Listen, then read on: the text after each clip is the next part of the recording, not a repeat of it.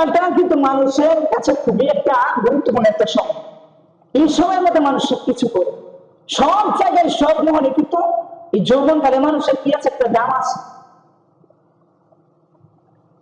দেখবেন মানবীয় যত অন্যায়, যত খারাপ বৈশিষ্ট্য আছে, যেমন অন্যায়, অনাচার, অবিচার, জুলুম, অত্যাচার, মারামারি, কাটাকাটি, হত্যা, গুম, চুরি, ডাকাতি, এইসব ছিল কখন করে মানুষ? যৌবনকালে বলে। কখন বলে?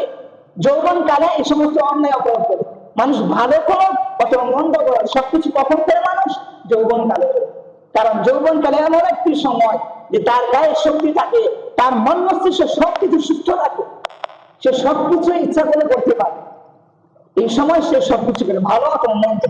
আবার মানুষ যখন যৌবনকাল পেরিয়ে সে যখন বার্ধক্য উপনীত হয়ে যায়, বৃদ্ধ হয়ে যায়, তখন সে চাইলে কিন্তু অন্যায় অপরাধ করতে পারে না, চাইলে সে মানুষকে জুলুম করতে পারে না। কেন?